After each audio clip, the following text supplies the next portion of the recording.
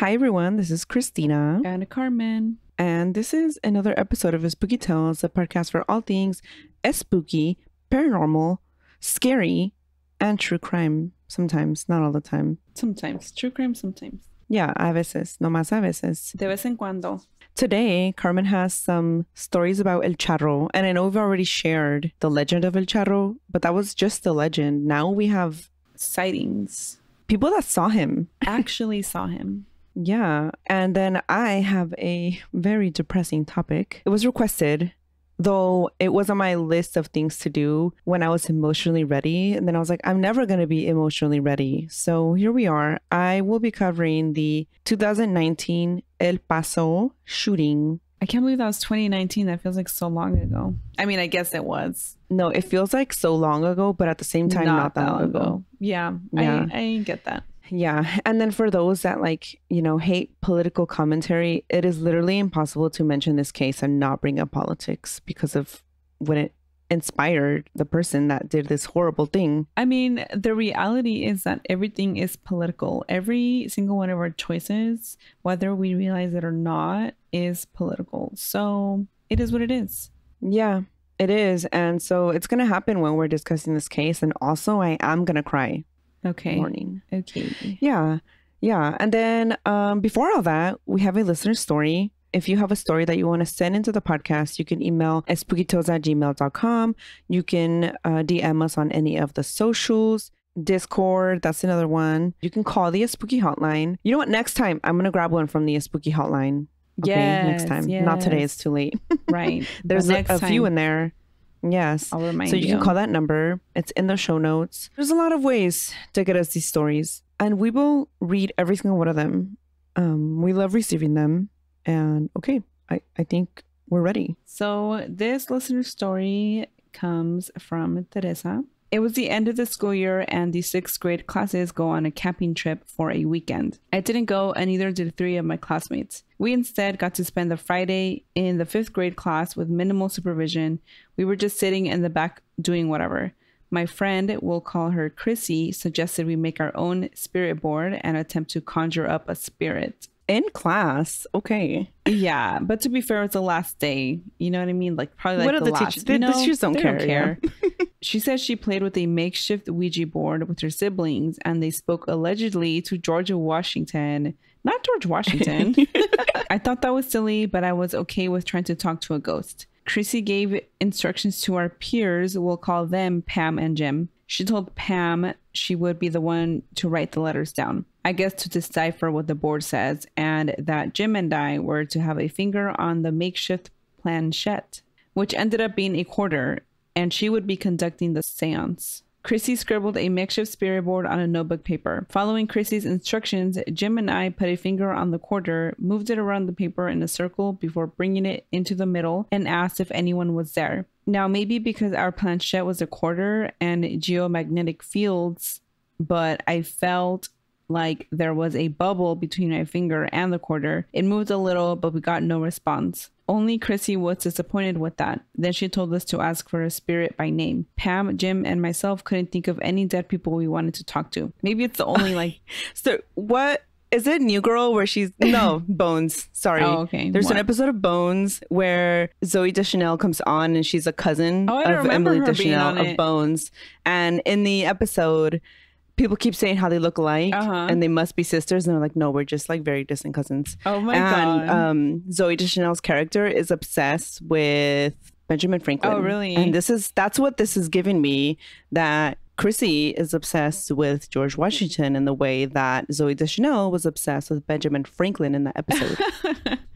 Okay, Chrissy suggested George Washington, and so we tried again and asked if George Washington was there. The quarter moved to no. Pam didn't want to continue to find out who or what moved the quarter, and that was okay to stop. I feel you. That would be me too. Yeah. Jim and I said goodbye, and Chrissy threw away our makeshift spirit board. We spent the rest of the day quietly doing nothing until the dismissal bell rang. I have another story from the 6th grade, but I have to type it out on my notes before sharing. Well, yes, Teresa, we'll be waiting for your other story from the 6th grade. We will be. I wonder who was there if it wasn't George Washington. Well, they didn't stick around to find out, and that's the end of their horror movie, and I support that. I do. You know, sometimes you just gotta stop before it turns into a horror movie. Stop while you're ahead, as your fifth grade teacher would often tell you, because you were annoying. Yes. And I was. And I don't blame her now. Back then I did. I think you get it now. Yeah, I get it now. I was the worst. I do want to say, do you remember our sixth grade? No, it wasn't sixth grade. Well, we did go camping sixth grade. No, fifth grade we went when we were in Dolores Huerta. Yes, and then we had another camping trip. We went again in eighth grade at Lighthouse. Yeah. Mm-hmm. And 2 camping trips. Fun, good times. I remember being scared by the forest, but obviously I didn't see anything, but people were saying things like, oh, don't go out late at night. Like, I better remember specifics. Do you? No. Okay, probably that there was like a lady crying outside. I remember one girl was like having these night terrors. Mm-hmm. I don't remember her name anymore, but I was in the bunk above her, and of course, because I was in the bunk above her. Yeah, I was a complete because bitch. we were in tents in 8th grade, and the other one we were in cabins. Yeah, I can vaguely remember that too. Yeah, and she was like crying. Poor girl. No, don't get me. Like, and I think I threw like water at her. You did. I'm pretty sure, because I was like, stop! I'm trying to sleep. Stop! And she wasn't waking up, and everybody was like shaking her, like, what do we do? And I was like, move over. Like, you guys, this is taking too long. And I just like threw water at her, and then she snapped out of it. Look at you and your leadership skills back then. They really kicked in. They really did. So I wouldn't recommend it now. You know, it feels kind of mean. You did what you could with the information you had. Back then you didn't know it wasn't okay to throw water at people. Dumb. What the fuck? Okay. So okay, let's move on. With that dumbass shit being said. Well, let's take a quick ad break here. And we're back. Okay, so on to some Charro.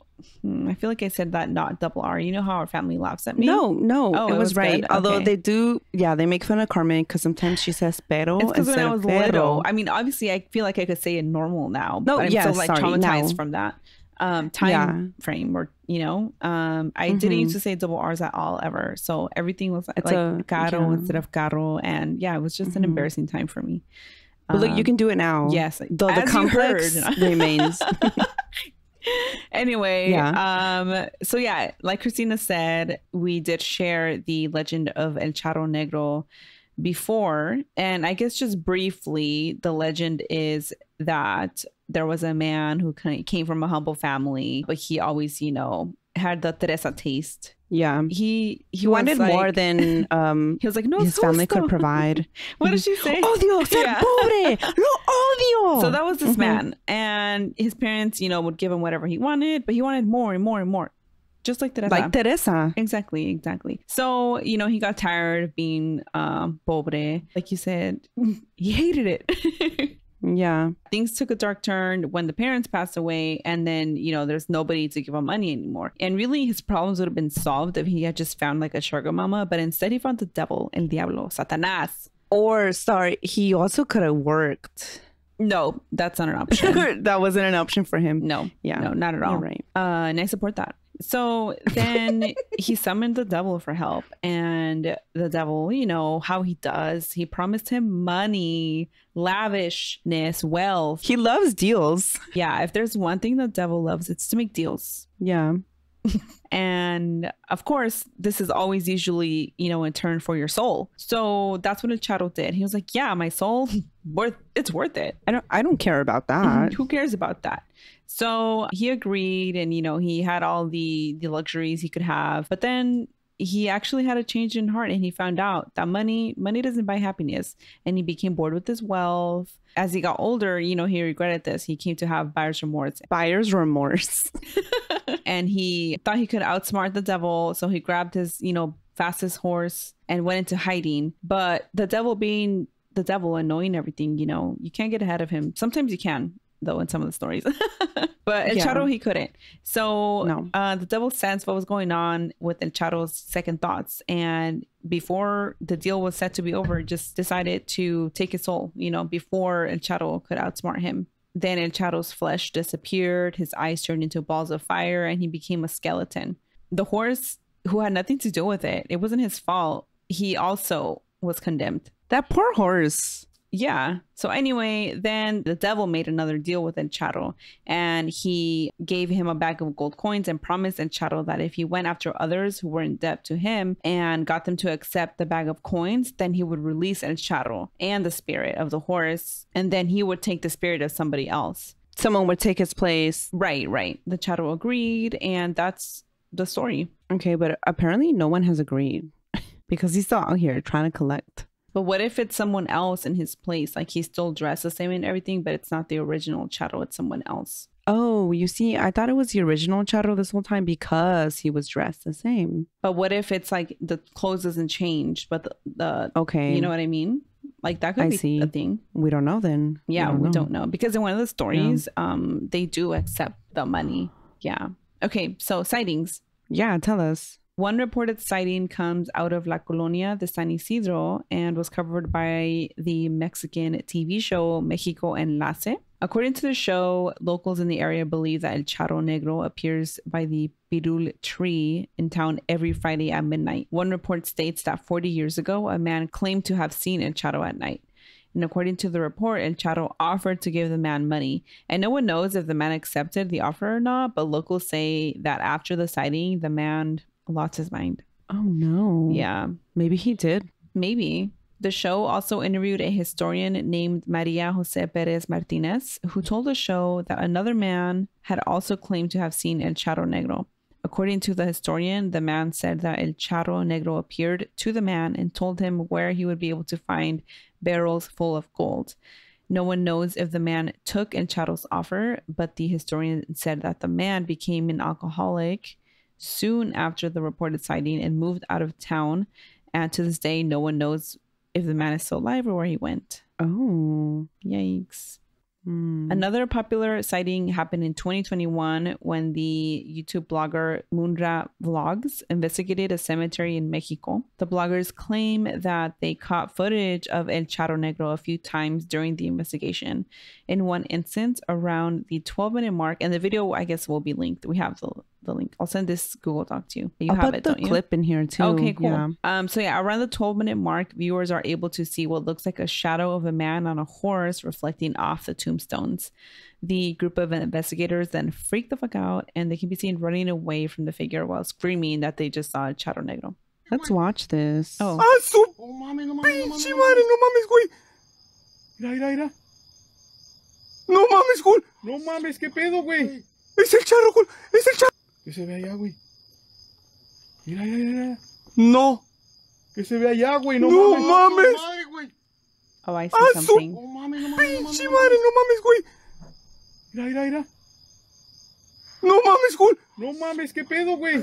Es el charro, güey. Es el charro, güey. First, I love ghost sightings from Mexico because they're always so funny. I mean, like, it could also be someone walking by on a horse or whatever. But what are the odds of it? Why would there be someone?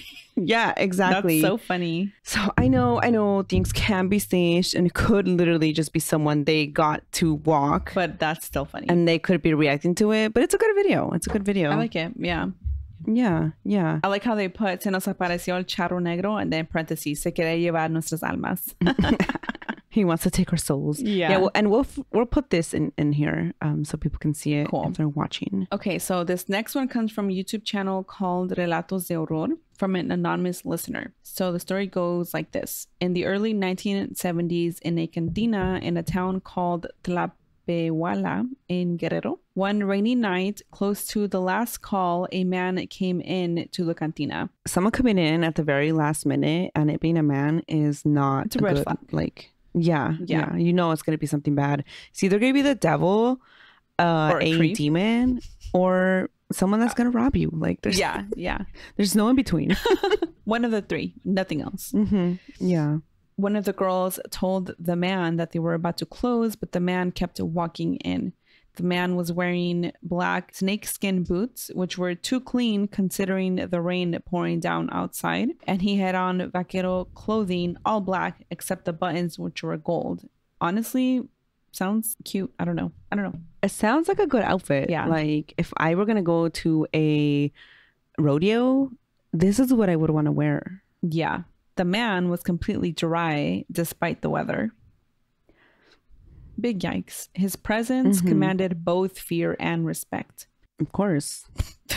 The girl once again told him it was closing time, and he said, I heard you the first time. And then no. What the fuck? No, and then he asked how much they make in one night, and the girls weren't sure, so then they went to get la patrona, the boss. The girl boss, I might add. The boss welcomed him, and then she's like, I'm sorry, but we're about to close. And the man's like, yeah, it's about time y'all close and for everyone else to leave, but I'll pay you very favorably to serve me till la madrugada, late at night, the crack of dawn. Croc is what I said. Sorry, it sounded like you were going to say crook or cock. I said a croc. My spooky cock. No. Okay, where was I? Okay, yeah. So he told them to kick everyone else out, and he'll pay them very favorably if they just serve him till, you know, the crack of dawn. Not the cock of dawn. Right, not that.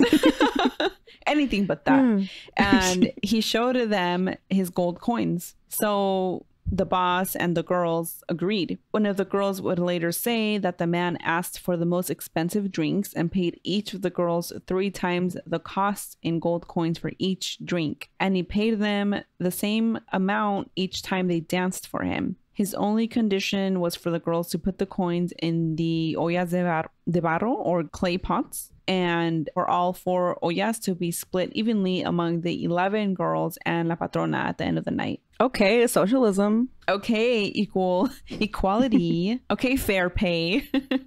Fair and equal pay. Fair compensation. Okay.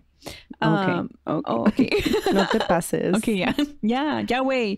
Yahweh. So yeah, they all agreed. And the man, okay, so the video, first they said that the girls danced with him, but then it also said que se metieron con él. And, you know, in Spanish, when they say se metieron con alguien, it means you hooked up with them. Yeah. So it's unclear to me whether it was a hookup or just a dance. But anyway. Both, I think. Maybe both, I'm imagining. Yeah. So yeah. The man danced and hooked up with 3 of the girls. All 3 would later die by suicide within the next couple of days. Oh my God. Yeah, that took a wild turn, huh? I was not expecting that. Whew. Yeah. So then the man was like making small talk, asking, you know, for locals in the area, and he seemed to know people in the area, but he was also asking questions that didn't make sense. But I didn't get a description of those questions, so okay, yeah, don't ask me. That's all it said. All right.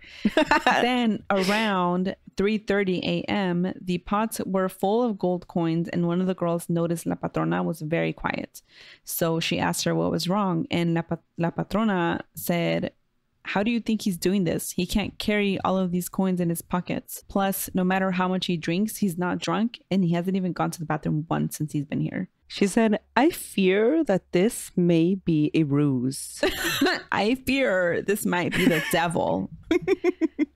So the girl became very afraid, and she realized no one had even brought the ollas out from the kitchen. They were just there. Where'd they come from? Yeah. So la patrona told the girl she believed they were partying with the devil himself. I would have immediately passed out.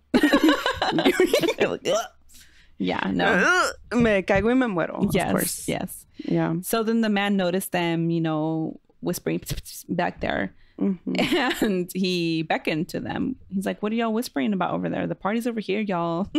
La fiesta está aquí, no allá, en la esquina. Yeah. And so he kept giving all of them money, you know, buying drinks, whatever, until about 5 a.m. when he finally said, well, it's time for me to head out. And he's like, I liked being here very much. Sorry, that's so scary. That's probably the scariest thing he said. He's like, this is my favorite cantina. And then he said that he'll be back for the girls and take them somewhere very special. To hell?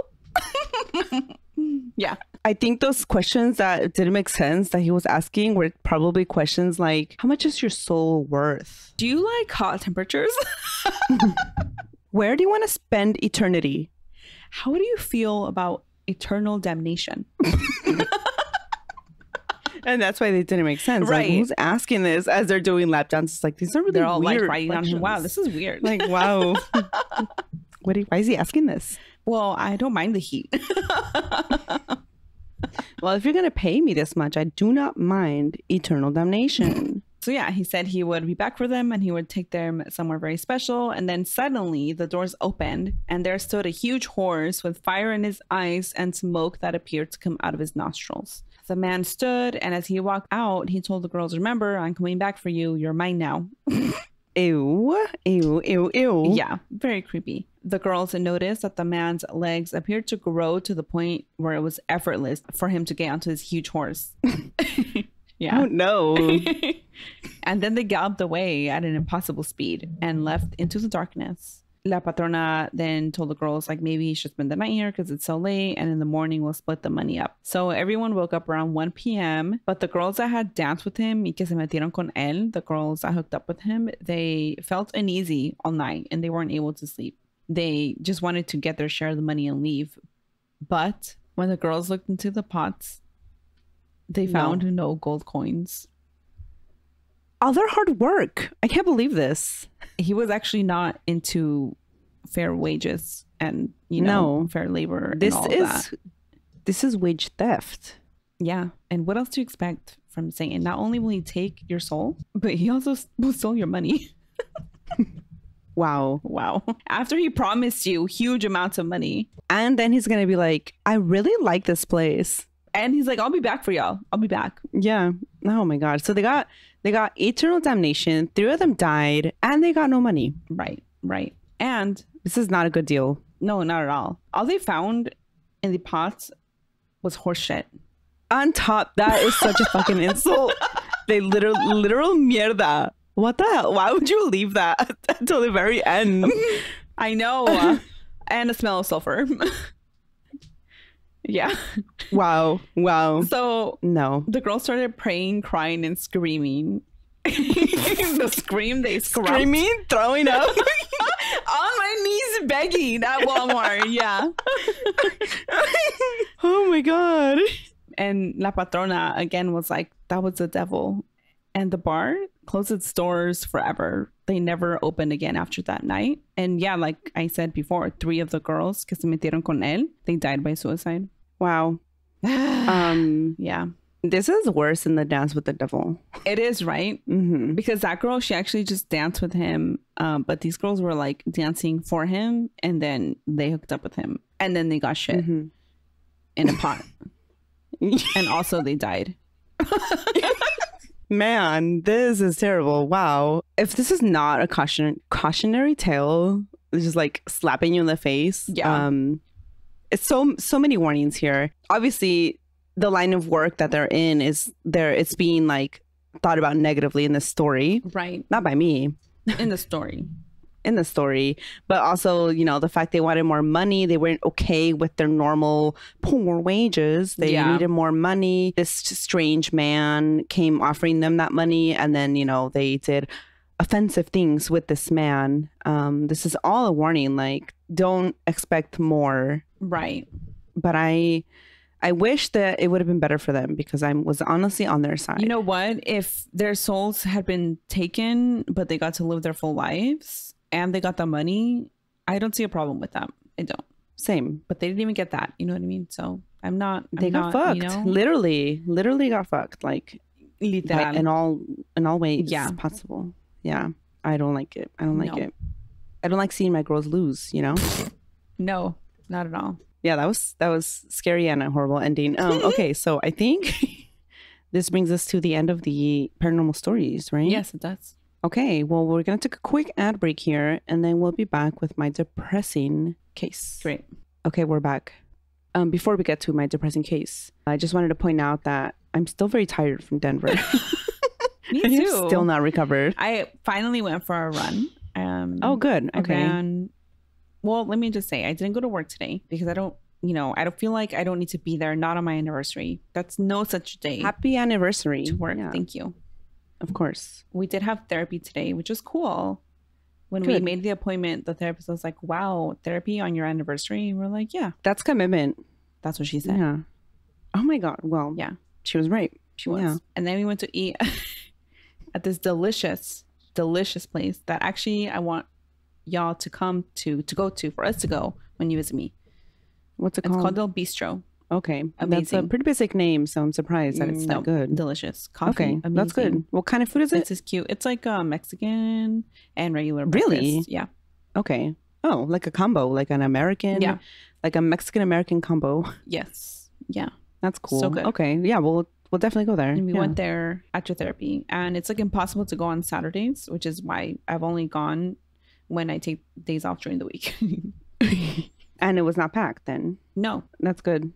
And I'm a little more refreshed. Point being, I'm a little more refreshed. Still a little tired though. Okay, yeah. I set an alarm. Okay, I've been going to bed like at 8:30 or 9 Mm-hmm. since we've been back from our trip. And I set an alarm every day. Since I'm going to sleep so early, I'm like, well, I can wake up at like 6:30. That's enough sleep. It's like 8.5 hours. The first 2 days, I think I woke up around 9. And somehow my children slept in too. Oh, perfect. So, I don't know. It was meant to be. Yeah. Today, I'm like, all right, I'm going to wake up at 6:30. No matter what, I'm going to go to the gym. Then I think I got up around 7:30. I did not go to the gym. I put on my like sweater. That means I'm not leaving the house. It's this sweater. This is my like, Okay. and I am recording with it. Mm. Yeah, this is I have been working. Okay. Tomorrow's my actual like shift at my day Work. job. Yeah, yeah. Not looking forward to it. Sounds terrible. But yeah, I'm still dying. I hope to be back to normal next week. I hope that you are. Yeah, and because I'm already feeling like shit, I'm like, well, I might as well talk about this very depressing case. Right. Yeah. Also, because it was requested. So, let's get started. Okay, let's get into it. On August 3rd, 2019, a white man entered a busy Walmart in El Paso, Texas, and opened fire. To this day, it is described as the deadliest attack on Latinos, Latinas in modern America. We're covering the El Paso Walmart shooting. Like I said, it was requested by a lot of people after we did the Pulse Club shooting. I mean, it's a crime that specifically, deliberately targeted Mexicans. Yeah. That was this person's goal. I mean, it was a hate crime. Yeah. Yeah. I remember watching the news when it all went down. It was just, yeah, it was such a dark time. Yeah. And yeah, like I said, it's a heavy case. So, listen with caution or don't listen, skip this part. We've already covered the spooky part, so you can come back to the end. So I'll put timestamps. They're always a little thrown off because of ads, but I'll do my best. So, as many of you probably already know, El Paso is alongside the U.S.-Mexico border. It's pretty much connected to Ciudad Juarez. Like, you can take a bridge and they're like 2 miles away from each other. It's completely normal for people to go back and forth from both cities every day for different things: work, shopping, eating, school, a bunch of different reasons. El Paso also happens to be 81% Latino Hispanic from the statistic I found from like 2022 or something like that. And again, super normal for people to go back and forth between the two cities. So because it was, August, it was almost back to school season, the sales were probably going on. The Walmart on 7101 Gateway West Boulevard in El Paso was extremely busy. It's estimated that there was like 3,000 people inside. Oh, and it's also wow. a shopping center. Mhm. I A never lot of think people about how many people at once fit inside. in a grocery store Yeah. or department store like that, Yeah. right? Some of these Walmarts are gigantic, Huge. so yeah. So at 10:37 a.m., the gunman walked to the back of his car. He pulled out a semi-automatic rifle from his trunk and opened fire in the parking lot. He killed a woman who was pushing a shopping cart and then fired at others. And I think a lot of people know, but usually people that are fundraising for different things will set up outside of these shopping Right. centers to sell things. So there was a group of kids and parents fundraising for the El Paso Fusion girls soccer team outside. The gunman fired at them.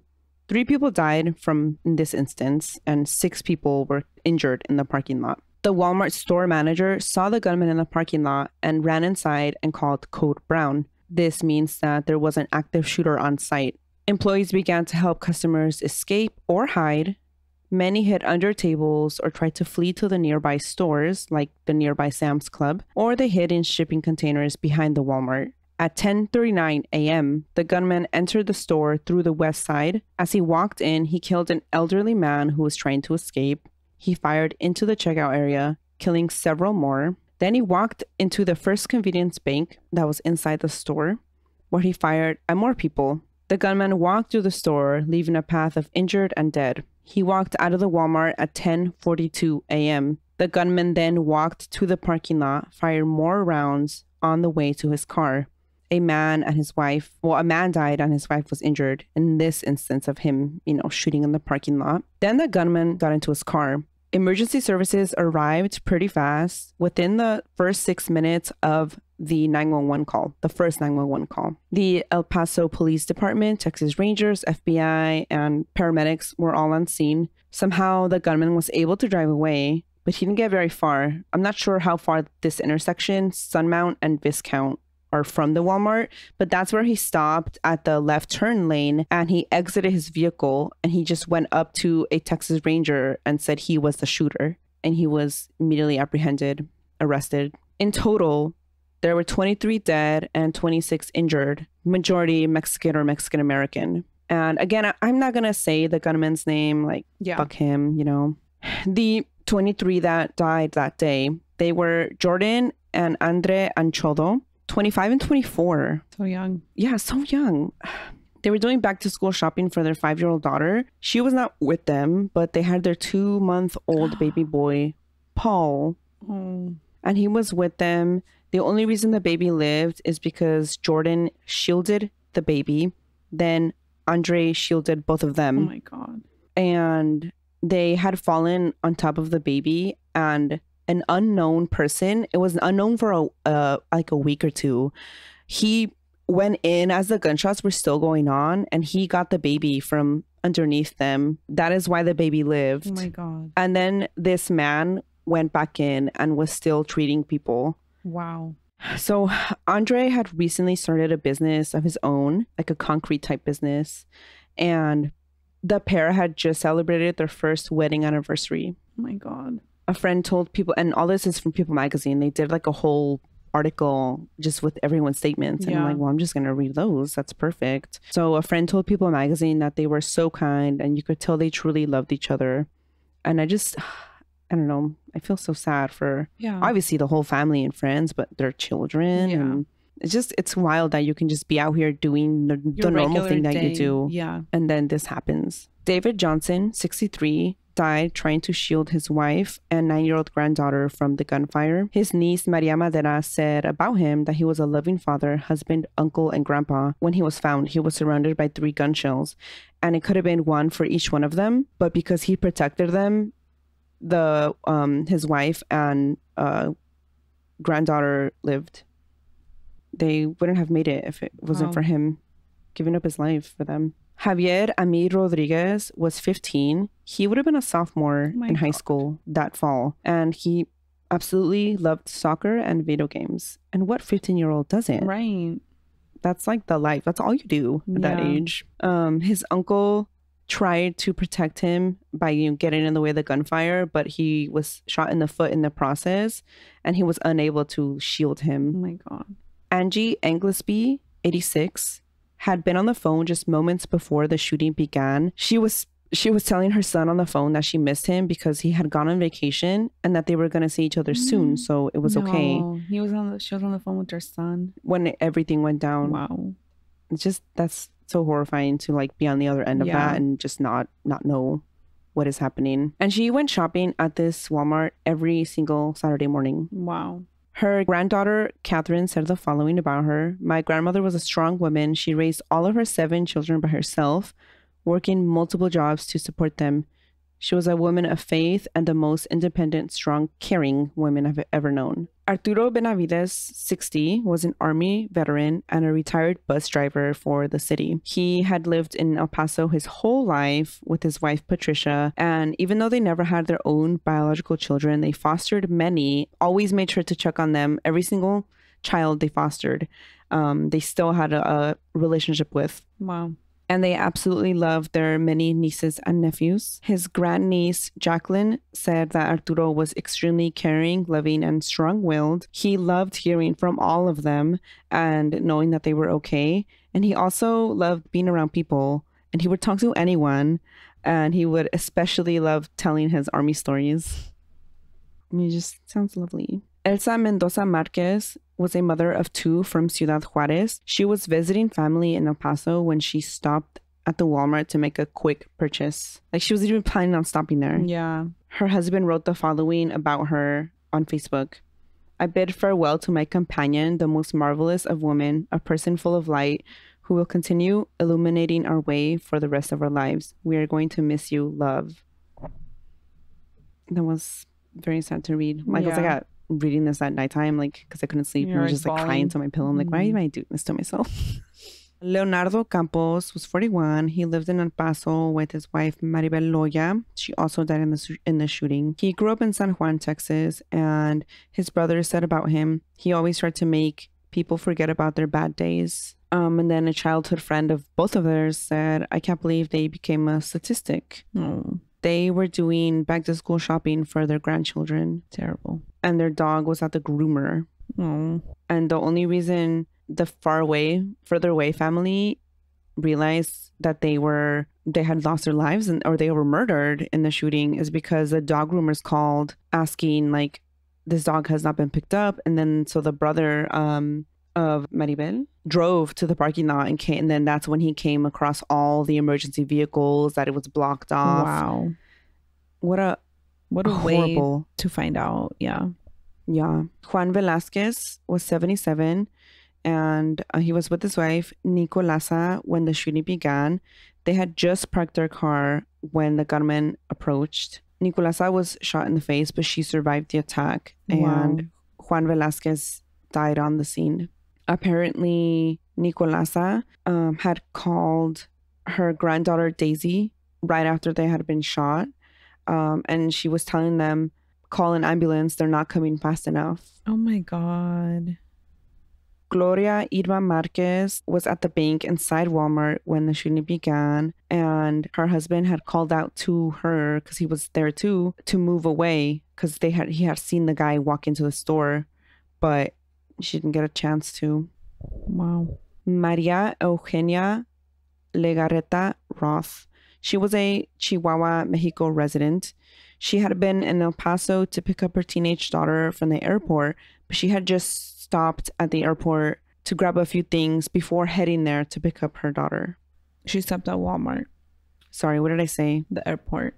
Oh my gosh, sorry. Yeah, so she stopped at Walmart before going to the airport to pick up her daughter. So again, she was just there for a quick stop. There was a post on Facebook from the Migrant Ministry of Chihuahua, and they said about her, just as you have always been in solidarity with migrants, today our entire team embraces you with the same solidarity. Sara Esther Regalado and Adolfo Cerros Hernandez were both from Ciudad Juárez, Mexico, and they were just shopping. Like so many people were just going about their day.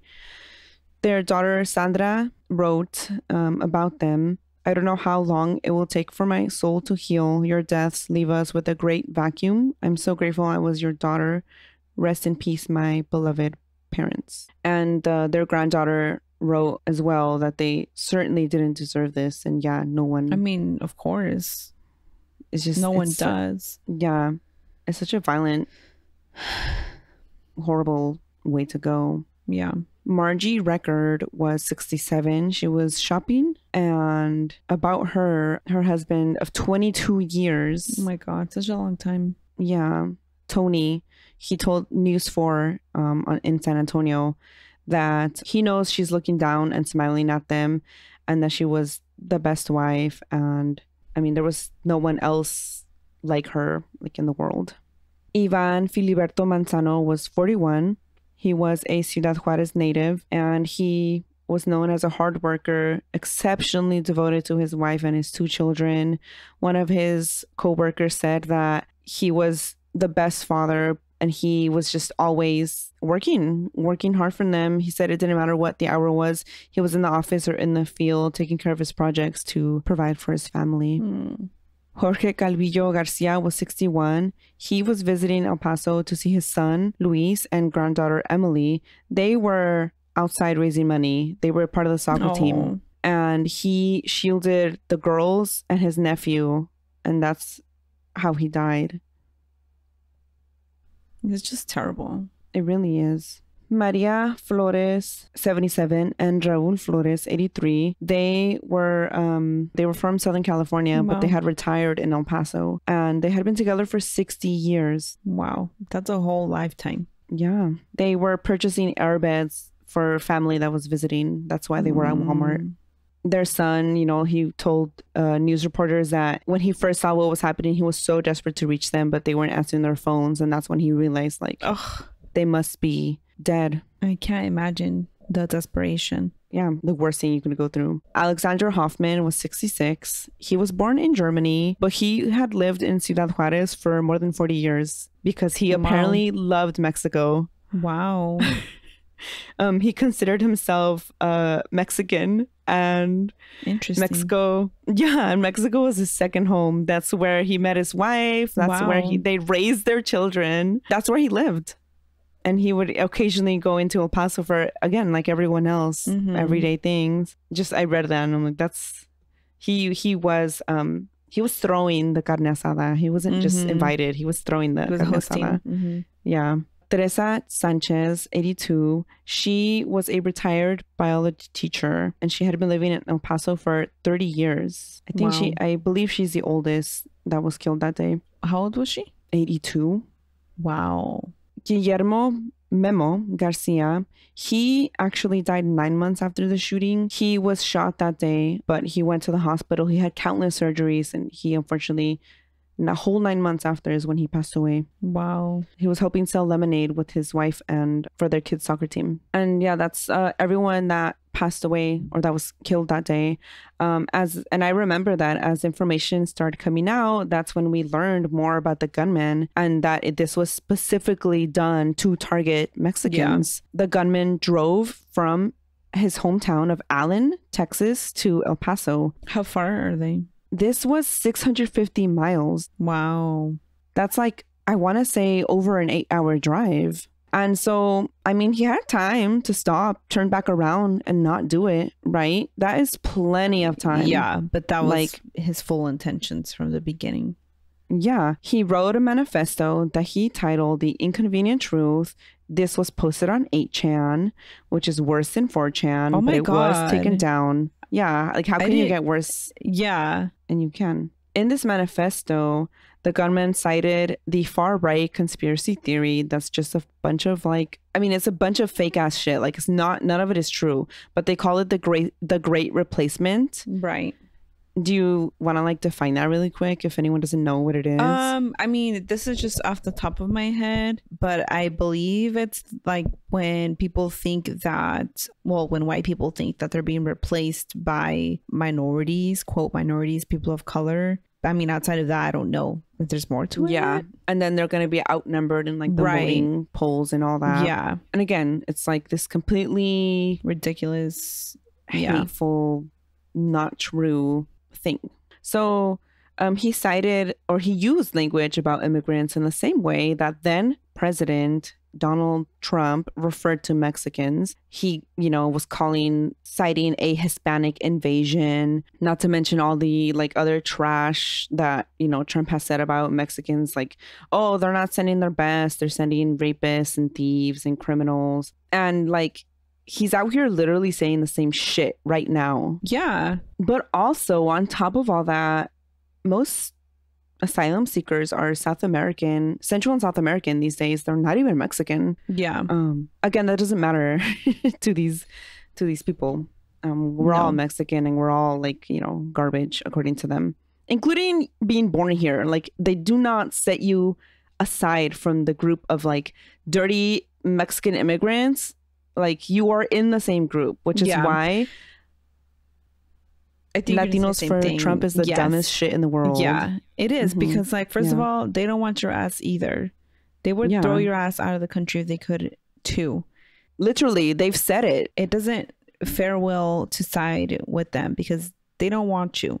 No. They think you're dirty just like the rest of us. So you might as well not. Yeah, it's like you're fighting so hard for a person that literally called for people to harm you. Yeah. Because I think there was even a lawsuit that someone filed against Trump for saying oh, beat these people up. I'll pay for your lawyer fees or whatever. He has said this and people were out here saying, oh, he never called for the harm of Mexicans. And it's but it's language has power, and language like that, hateful, dehumanizing, language, it does harm people. Like, look at what happens here.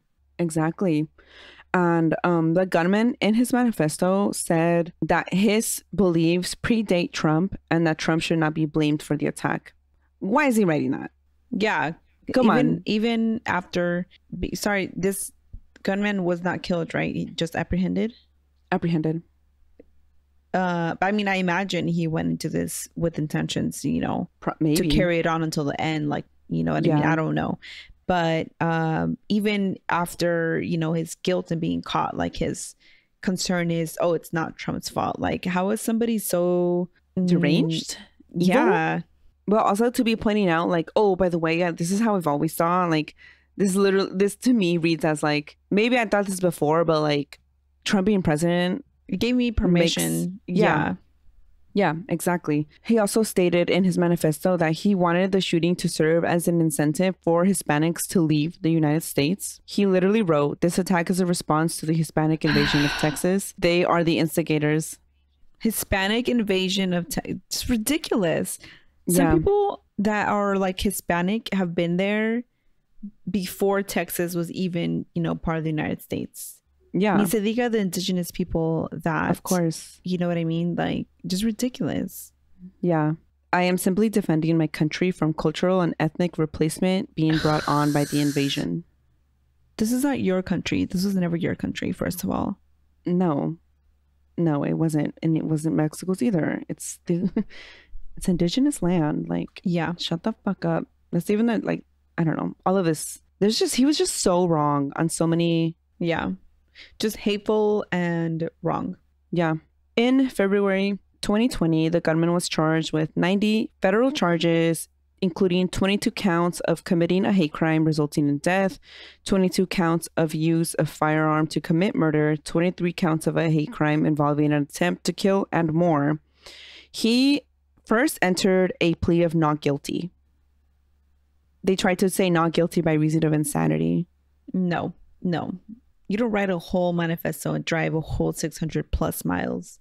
Yeah. And I remember when this first happened, they were like, oh, he was like mentally ill. And I'm like, I'm mentally ill. You don't see me. I do believe that something has to be wrong with you in order to be able to do things like that. But that's not it's not an excuse. It's not, the sole reason ever. Like, I feel like the main thing is usually has to do with the hate. Yeah.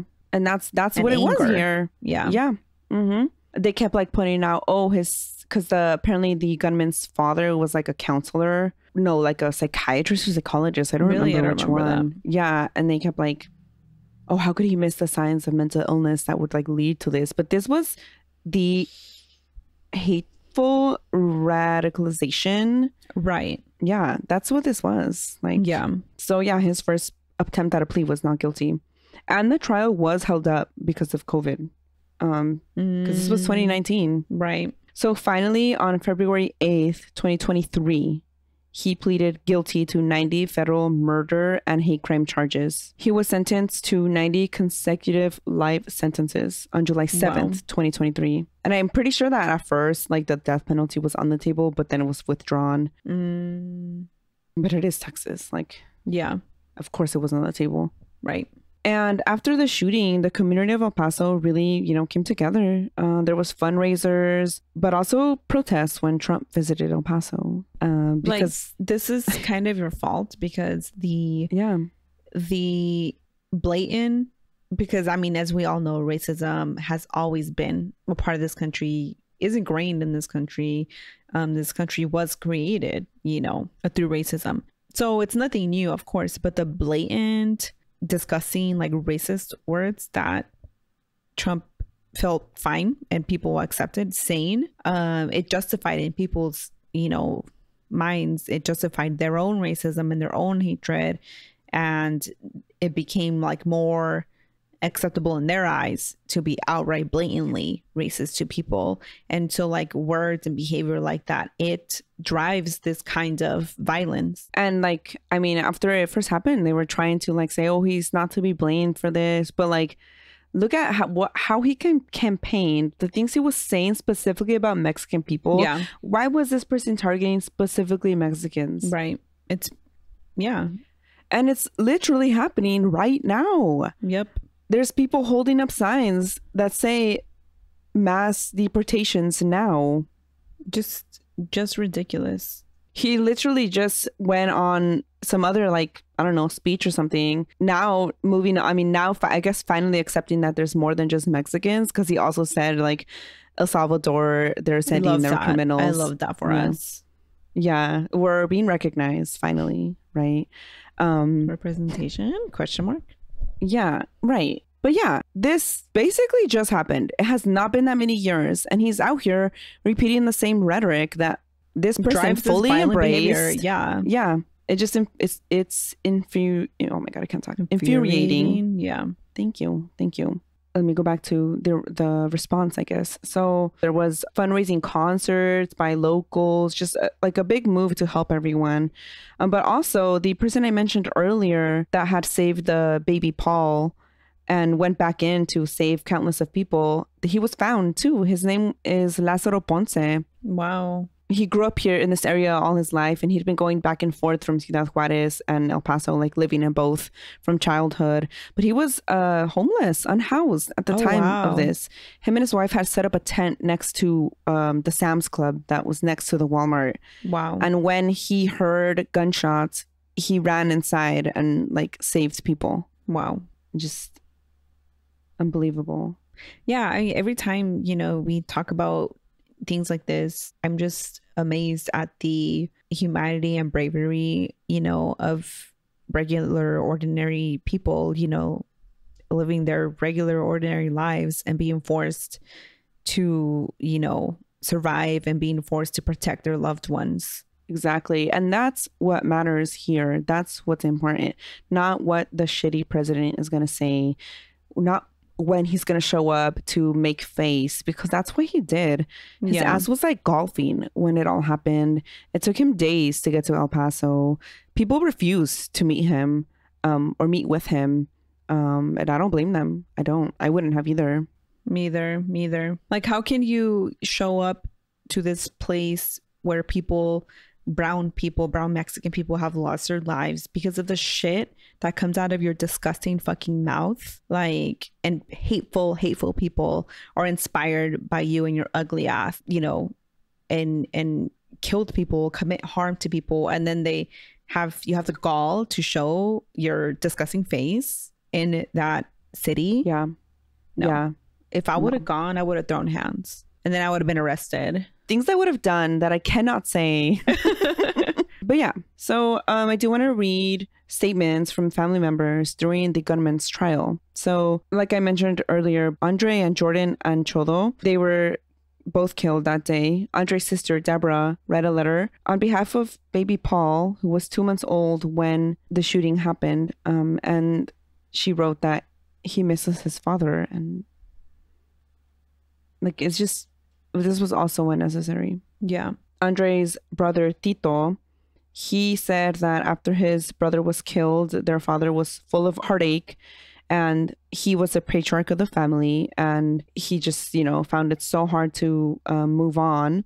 He has since died since the shooting, and he did tell the family that he had forgiven the shooter for killing his youngest son. He said, "I forgive him, but I won't forgive the devil inside him." Maribel Hernandez Loya and her husband Leonardo Campos were both killed in the shooting. Her son told the gunman in his statement, "He's tried so bad to forget what he's done. I hope God can one day forgive you. I really hope you think about what you've done." Alfredo, Maribel Hernandez's brother, said that he was filled with sadness because he can't celebrate holidays with his sister and brother-in-law, and that his sense of security is gone now.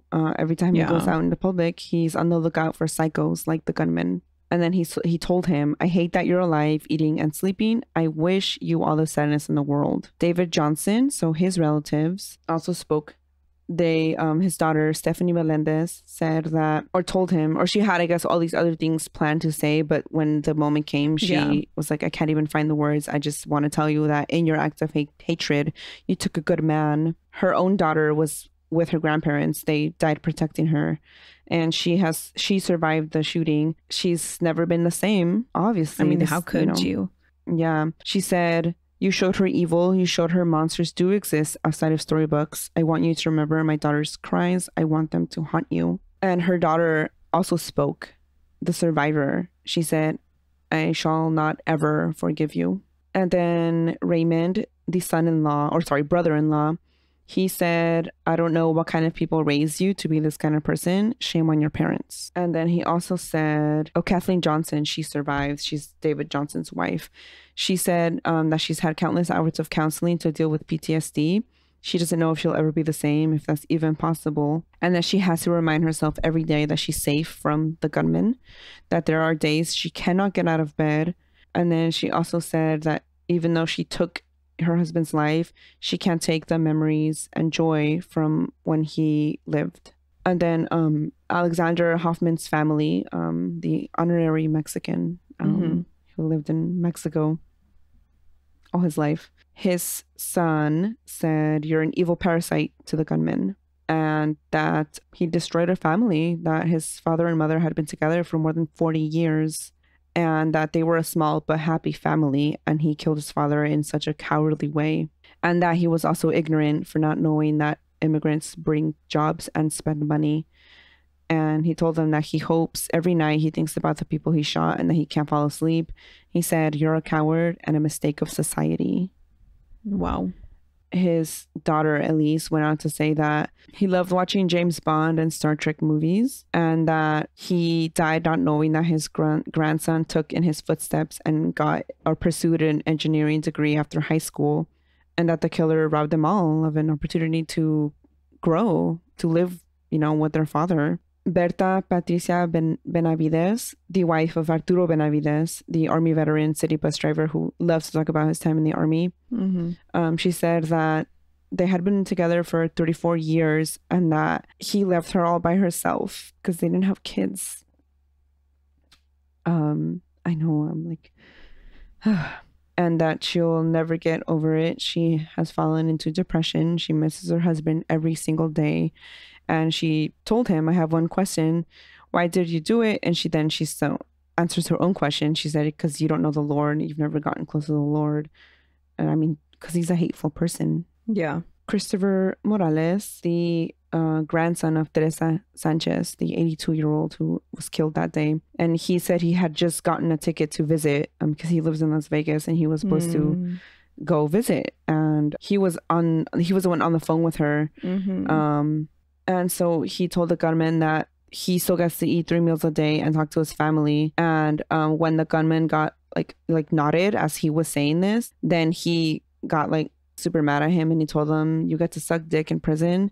You get to be a little bitch. Damn. And I just love that because I'm like, I wish that's like, I can't even imagine being this close to someone who did this and like not being able to just like deck him in the face. Yeah. And I get it. I mean, I get it. You can't just go out here punching people, but like, I can't imagine seeing this person like nod and you're like, are you serious right now? Yeah. It just, to me, because apparently the gunman smirked and nodded his head. I mean, yeah, I can't imagine the rage that you must feel at that. And so like, whatever comes out. I will say that I've never been a fan of that thing that people say. Of course. Even of, I don't know, like no matter how disgusting, someone is. Innocent people do go to prison. People that commit not violent crimes go to prison. And so that joke, quote joke of, oh, men get raped in prison, or they'll get what's coming to them. Don't drop the soap. Like I find that not okay. And so, but of course, I mean, this person was in their feelings and, it is what it is. You can't control sometimes what you say. Yeah. I mean, I can't even just to see him smirk, like to me, it shows like he doesn't care. He never cared. The reason people are able to commit these violent crimes usually against people of color, Black people, brown people, and women of color included in that, of course, as well, is because they don't see us as people. They don't see us as people equal to them. And it's where, that dehumanization piece comes in, and why words of hatred, like the words that come out of Trump's mouth, are exactly dangerous. Yeah. Like, it's not just words, you know, you're endangering people's lives. Add that to that, you know, trans people and, you know, LGBTQ plus people as well. Yeah. Adriana Manzano, wife of Ivan Filiberto Manzano, she told him in Spanish that she took away her children's hero, their pillar of support, and that their daughter is not going to have a father to give her away at the wedding. Their son is not going to have someone to teach him to shave, learn how to drive, and that she hopes her children won't grow up with hatred toward the gunman and that they're able to move on with their lives. And she added that their dad and the kids are proud to be Mexican and that she is proud to have been part of this Mexican family. Because that's why this person did it. Yeah. He was literally targeting, specifically looking for Mexicans. That's why he drove that many hours to do this. Yeah. Francisco Javier Rodriguez, he is the father of Javier Amir Rodriguez, the 15-year-old who was killed. He wore a t-shirt with his son's face for this trial. And when he was giving his statement, he demanded for the gunman to look at his son, at his shirt. The gunman shook his head no. That would have filled me with rage. But oh my God, I can't. Seriously. I don't know how he was then able to even just speak after this. Yeah. I don't know. But he said, you don't have the balls to look at him. You had the balls to shoot him. You drove 8 hours to commit your hate crime without thinking of the damage you'd cause. And I don't know how they would, like, any of these people were able to go up there and look at this person and say all these things. The strength that it takes. Margaret Juarez, her 90-year-old father, Luis Juarez, was killed and her mother was injured. She told the gunman that his ignorance is what led him to do something so hateful, so hurtful. And then she also berated him during this trial for thinking that the U.S. was being invaded for immigrants. And she told him that whoever taught him history should have done better. They taught it wrong. Yeah. And then she said Native Americans have always been here, Mexicans after them, before you and your American settler homies rolled in. And to think about that when you say you're defending your country. Yeah. And then she told him people who hold racist views like him only contribute to hate while immigrants contribute to everything. She said the following, and this is the last thing that was said, and I cannot believe, so she said, "You were so worried about immigrants taking away something from you. Well, the only thing we're taking away today is your freedom." Wow. And then she walked back to the bench and there was like a roar of applause after that. Wow. And I also, those were all the statements that were read in the trial, but I also want to mention, because I think another thing that happened first, 2020, so COVID hit almost right after this. And another thing that kind of went like unspoken or really unfocused was the Mexican victims of the shooting, because it wasn't just Mexican Americans, but like literally people from Mexico. Mexicans. Yeah. One witness that her testimony was instrumental to piecing together the path that the gunman took in the store. She was deported after this. Oh my God, this is horrible. I could not fucking believe it when I read that.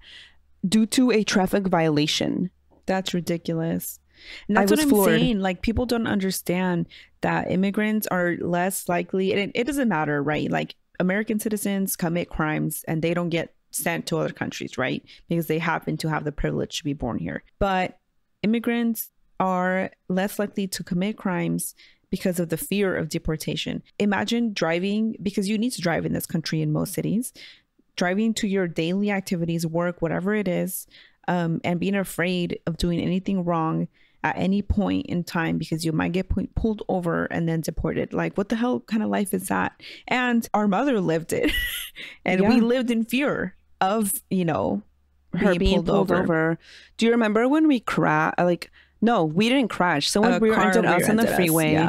And because we're in the freeway, she couldn't stop and rear-ended the car in front. It was like an accordion of rear ends. Rear-ending, sorry, not...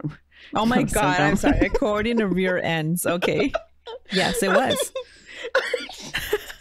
I'm so sorry. Anyway, we begged the policeman. Well, first we begged the people in front of us and behind us want to let us leave. To let us leave because we didn't want the police to be there. We're like, look, we got hit. Like, just pretend this van wasn't here. They didn't do it. The police got there and we begged, cried, pleaded for them not to do anything so that our mom wouldn't be deported. And I think nothing happened. Nothing came out of it. Yeah. Yeah. But yeah, I mean, it's a true fear. And for her, who she survived this horrific crime that specifically targeted her. Yeah. She survived this and then she was deported. Are you serious? And then it turns out that a lot of the victims, survivors of this white racist man that are Mexican citizens cannot get visas. Wow. Liliana Muñoz Puente survived the shooting. She has no feeling in her left leg. She was at Walmart with her aunt to buy school supplies that they could resell in Mexico later. Mm-hmm. They were literally about to leave the store, but they decided to stop to go to the bathroom. That's when the gunman entered. And when they heard the shots, and her aunt and her, obviously both highly traumatized. Her aunt remembers praying to God that she was spared. And right after that, Liliana was shot in the leg and she blamed herself. Obviously, it's not her fault, but she blames herself for praying that. And she cannot get the image of her niece bleeding out of her head. And then before COVID happened, Liliana could at least cross the border to receive free mental health care that was provided for the survivors of the attack. That has long disappeared. She also needs special physical therapy that is only on this side of the border. That is absolutely unacceptable. Yeah. And since the shooting, she has severe anxiety and depression. She cannot access that free help that is on the other side because first, when 2020 happened, the border completely closed. I don't remember for how long. So that left her without help. And now these services are slowly disappearing. The funding has gone. And, you know, there's still some organizations out here that are like still providing care. The Family Resiliency Center is still working with the Mexican consulate to offer services. And so people can finally go back and forth again, which they weren't able to do. Ana Vitela, she's another Mexican survivor of this shooting. She has terrible nightmares ever since it happened that caused her to wet the bed. She's severely depressed. Oh my God. During the shooting, she was shot and she passed out. And her 9-year-old son dragged her to safety. Oh my God. I just, people, again, like they're put in these impossible situations, traumatic situations. Their lives are torn apart. And then they can't even get the help that they need because of this fake made up border that so-called Americans want to enforce. When you're not really even American, right? Like indigenous people are from here, not you. Yeah. You're technically from Europe and maybe you should go back to where you came from. Right. If I were to go back to where I come from, I would still be in North America. Where would you be? Well, you know, I would still be in America, maybe also in Central America, but you would be across the world in Europe. That's where your ass would be. Exactly. And Ana Vitela, her son, for Christmas, like 2 years ago, wrote that his wish, like what he wanted from El Niño Jesus, was for his mom to be herself again. Oh my God. I can't. Josefina Jimenez, she was at Walmart on the day of the shooting to make funeral arrangements with a relative because her husband had just passed away. Ugh. And that's when the gunman entered. And so she survived, but she has trouble leaving her home due to terrible panic attacks. And like I said, these services that were provided to them are getting more difficult to access now. Yeah. The majority of the Mexican survivors of this hate crime were not able to get work permits. They were denied. Oh my God. U visas denied. And like I said, some of them were instrumental into solving or to figuring out what happened that day. Yeah. Like Liliana Muñoz, who was deported. Disgusting. Absolutely disgusting. I can't believe it. And so, yeah, the majority of the Mexican survivors have tried applying for visas and they've been denied. There's only like a certain amount of the type of visa that they requested that is handed out. And for that reason, or for whatever reason, they've been denied every single time. Wow. And it just like, it doesn't make any sense. They were targeted by a citizen of this country. They should be getting all the help and whatever they need. Yeah. And I cannot believe that this is what happened to them, that they, one, were deported or can't get the help that they need. So that, I'm like, I didn't know that. Yeah, me either. that just makes me more angry. Yeah. I'm going to be looking into the organization I mentioned. Maybe there's like a donation link or something so that we can help out wherever we can. Yeah. But yeah, that is the El Paso shooting 2019. And I wanted to share it especially because we are seeing the same hateful rhetoric that it's 2016 all over again. It never stopped, but it's back. Yeah. And it's just, I don't know. And again, if you're a Latino for Trump, you're fucking stupid. You're so stupid. You're the stupidest person of them all. Like, I don't even have words to describe how fucking stupid you are. Yeah. And it's not in your, like, why? It's like against your own interest. Yeah. At the end of the day, these people do not care. Like, you're out here like saying, oh, well, immigrants and blah, blah, blah. You're out here like, kissing their ass, and they would kick your ass out of this country. If they could, they would. They would. Like, how many of them were campaigning like, oh, well, I would make it so that children of immigrants actually get deported. Like, and you know what? Excuse me, they've bitch? done it. They have done it. This country has deported Mexican Americans. It's like history repeats itself all the time. Yeah. And I don't know. Everything's depressing. Yeah. All we have to hold on to is our little ghost stories. Yeah. And hug your family members. Think about them. It's just all around. Again, all we have to hold on to is each other. Yeah. Because that's what's going to get us through all this. I yes. guess. That and ghost stories, honestly. So yeah, this is an extra long episode. I'm sorry. It is. Actually, I love extra long episodes. Me too. But we have reached the end. We'll take a quick break and come back for spooky recommendations. I actually do have to pay before my spooky recommendation. So I'm just going to sit here and be sad. So I want him to stay and talk with me. Milo, put his headphones on. No, I'm just kidding. Milo, what do you have to say? He's not talking. Okay. Milo.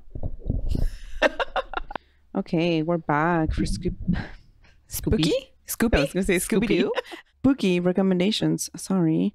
Do you have any?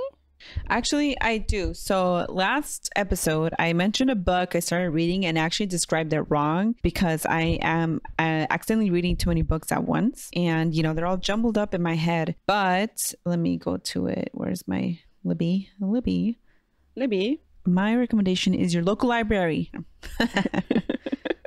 Okay, so last week when I described the book as My Sister, the Serial Killer, I think it's called, meets Crying H Mart, that's actually the description for The Eyes Are the Best Part by Monica Kim.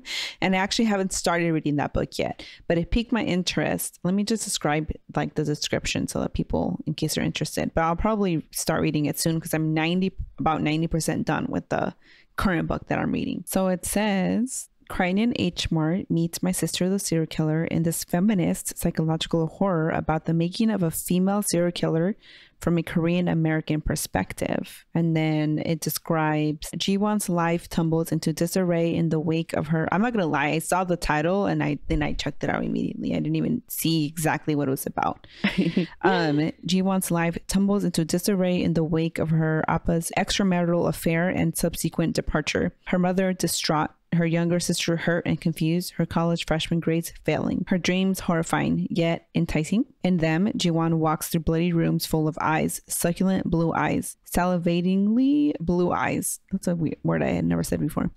Eyes the same shape and shade as George's, who is Uma's obnoxious new boyfriend. George has already overstayed his welcome in her family's claustrophobic apartment. He brags about his puffed up consulting job, ogles Asian waitresses while dining out, and acts condescending toward Ji-won and her sister as if he deserves all of Uma's fawning adoration. No, George doesn't deserve anything from her family. Ji-won will make sure of that. And I agree with her. I haven't read this book. And there's a little bit more, but that's basically, I think, enough. I did place a hold on it. Oh, okay. Me too. Well, yeah, my hold is up and I need to start it ASAP because now it's due like in 16 days. Wow. You're reading too many books at the same time. I am. It was an accident. Okay. And I'm about 90% done with the current book that I'm reading, which is called She Is a Haunting. That's the one you mistakenly, described as this. So this one, let me just pull that one up. It is, honestly, I like it. It is YA, but it doesn't feel super YA to me. I feel like the only thing that makes it YA is the character is 18. She just graduated from high school. Oh, and sometimes you just need like a chill YA book, you know? Nothing wrong with that. But this is not a chill YA book. But this is not chill. Okay. So she is a haunting. It made me think of Mexican Gothic in that there's a house that is like haunted, but there's more to the haunting. Love it. Yeah. And there's like themes of colonization. Love it. So yeah, very much like it. Okay. I'm here for it. It has the 3.40 rating. I would give it 5 out of 5. I'm not done yet though. Okay. So then, this one says a house with a terrifying appetite haunts a broken family in this atmospheric horror, perfect for fans of Mexican Gothic, which, yes, I agree. Okay. So this one says when Jade Nguyen arrives in Vietnam for a visit with her estranged father, she has one goal: survive 5 weeks pretending to be a happy family in the French colonial house Ba is restoring. She's always lied to fit in, so if she's straight enough, Vietnamese enough, American enough, she can get out with the college money he promised. But the house has other plans. Night after night, Jade wakes up paralyzed. The walls exude a thrumming sound while bugs leave their legs and feelers in places they don't belong. She finds curious traces of her ancestors in the gardens they once tended. And at night, Jade can't ignore the ghost of the beautiful bride who leaves her cryptic warnings. Don't eat. Neither Ba nor her sweet sister Lily believe that there's anything strange happening. With help from a delinquent girl, Jade will prove this house, the home her family has always wanted, will not rest until it destroys them. Maybe this time she can keep her family together. As she roots out the house's rot, she must also face the truth of who she is and who she must become to save them all. Oh, I love it. I'm like, right. yeah, I'm almost Sweet. done. I'm adding that. Oh, wait, no, it's already on my TBR. It's already on hold at my library. There was a 3-month wait, and I'm going to wait. I put an audiobook on hold, another book by Abby Jimenez. I don't think I talked about the book I listened to because it's not spooky, but I really liked it. Right. Yours truly? No. Yours truly, yeah. Okay. It was super cute. So then I put Just for the Summer on a hold, and I'm number 19, and there's 2 copies in use. Yeah. That's it's rough. weeks long, the hold. Weeks, yeah. Okay, so I don't have spooky recommendations. I do have some updates before we go from this extra long episode. So update number 1, we will be recording our book club episode very soon. Oh, right. Yeah, I'm hoping to have those notes. Oh my God, I'm hoping to have those notes. Nuts on your mind? Apparently. I'm hoping to have those notes done by a few days so that we can record this and it can be out in a couple weeks at the latest. I need to figure out how to do this, but I would like to live stream these on Patreon and have our members join us. The book club? Yeah. Oh, that would be cool. But I don't know how to do that yet, so I have to look into that. Yeah. So that's in progress, as in I have to look into it. Is that when we could be like chat? What do you think? That's when we could do chat. Yeah, basically. Can I get some? No, just kidding. Yeah, and then what was my other update? I actually don't know. We are gonna start doing episodes all in Spanish. Oh, that's once right. a month. Yeah, we've already done it once for Historias Unknown, and I think it went pretty well. Someone did message Espooky Tales and said about the Spanish episode. Yeah, that we did great. Oh, thank you. I was worried. Me too. So we're going to be doing that once a month. Size in Español. No. I said size in Español. Yeah, I see now. We're going to be doing it once a month on Espooky Tales. It's going to be stories we've already talked about. What should we do first? I was thinking La Ciguanaba. Oh, yes. I like. But also El Cipitillo, since both are pretty short. Together, yeah. Yeah, and then the sightings that we have found in the so all combine in one. It. That'd be fun. Yeah, combine it. Yeah. So yeah, that'll probably be the first one. In the next couple of weeks, we'll record it, and from then on, we're gonna do it once a month. So I'm excited for that. And okay, I think those are my updates. If anyone's still here and you want to see our vlog about Denver, it is on Patreon. You can join the $3 tier, and that's when you can see it. You could even do the free trial and look at all our videos that were on there, because there's that vlog, and then there's one more from when we went to a haunted theater in Portland together. That one's short compared to the Denver one. And okay, I think that's it. Other than that, I'm still tired from Denver, but still very inspired. Oh yeah, such a good time. Yeah. And okay, we've talked long enough. I have to pee and go eat. I peed 3 times. Yeah, we've You taken adopted breaks. I've been holding it for no reason. Right. What was our listener story about? Oh, I was gonna tie it to a Charro Negro or something like that. Oh, okay. I was gonna say don't make makeshift Ouija boards in the middle of school class. Yeah, no, let's stick to that. Yes. Okay. Yes. And stay spooky. We'll catch everyone next time. Bye. Bye.